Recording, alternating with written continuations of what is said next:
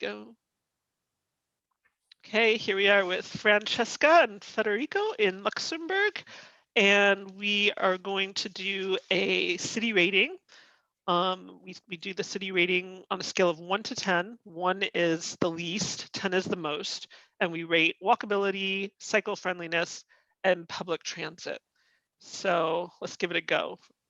We'll start with you, Francesca. Let's start with walkability. Okay, so walkability, I think I will give it a 4. In terms of cyclability, I think I would actually give it a 5. And in terms of public transit, I'll give it a 6.5. There's a lot of work to be done. Yes.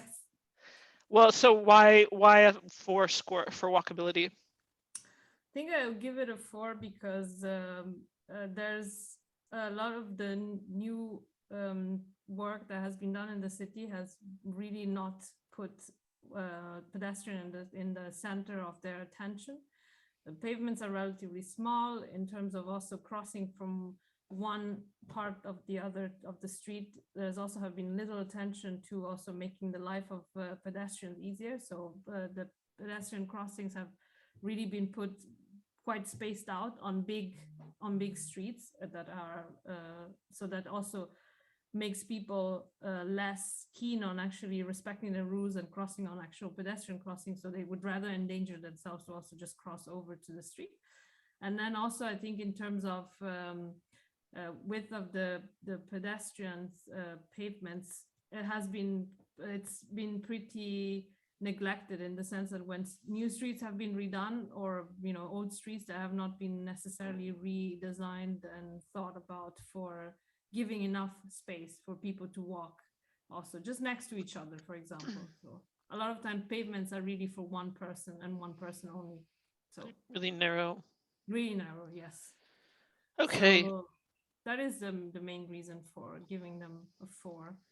In terms of cyclability, I gave a 5 because there have been some progress made also on cycle paths. There we have some cycle paths that allow people to go from the city in different areas of the city. So not just thought for purely for leisure cycling, but also for let's say more utilitarian cycling.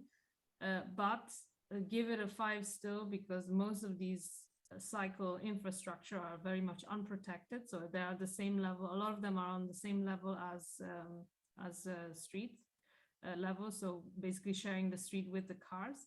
And being unprotected also means that a lot of times there's there's a potential for accidents and main fatal accidents as well for people that decide to actually take the bike. So that's why 5. In terms of public transport, I gave it still a 6.5 because there's still a lot of work to be done. The first and foremost, I think giving also the right space and the right priority to public transit. Right now, public transit still shares a lot of its space with cars and car drivers, which actually means that it just gets stuck in traffic and therefore is also a lot of time is late and doesn't allow people that decide to not take the car to be on time where they need to be. And a lot of the space also that is reserved for where there is space reserved for buses, a lot of time this place is not physically protected. So a lot of time also car drivers just take advantage of space that is not theirs. But I will still give it, I think the saving grace still is that we do have free transport and free public transport, which actually means that we don't have to actually pay money to use these services. So I think this is still something that we should recognize, that is an advantage that not many cities have. That's true. Okay, Federico, yours. Yeah, so for walkability, I would say 4. Cycling actually 2. And what was the last one? Was public transit. Public transport. I agree, like 6. Yeah, Francesca has said most of the justifications.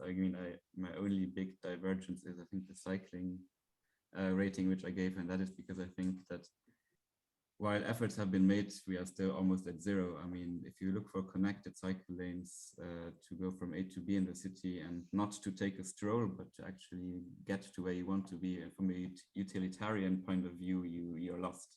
Everything is disconnected, unprotected, scattered around, sometimes uneven, inaccessible, cars park on it, you know, downright dangerous, or not salted in winter, or when it goes through parks, it's underwater and muddy. So I think if there's the worst choice really is cycling. Like, I mean, at least walking is not great, but at least you can get from A to B. Like you will have a path that leads you there. But Interesting. Well, I am really grateful to have met you guys, to know you. I look forward to having more conversations with you. Also, you are advocating for greater improvements, obviously much greater improvements in soft and sustainable mobility in Luxembourg, and people can look you up at ZUG_.lu on Twitter, correct? so it's ZUG_LU, so no dot. Oh, ZUG_LU, okay, on Twitter. And we look forward to doing more conversations with you and learning more about the situation in Luxembourg. It's been a pleasure. Thank you. Looking forward to the future.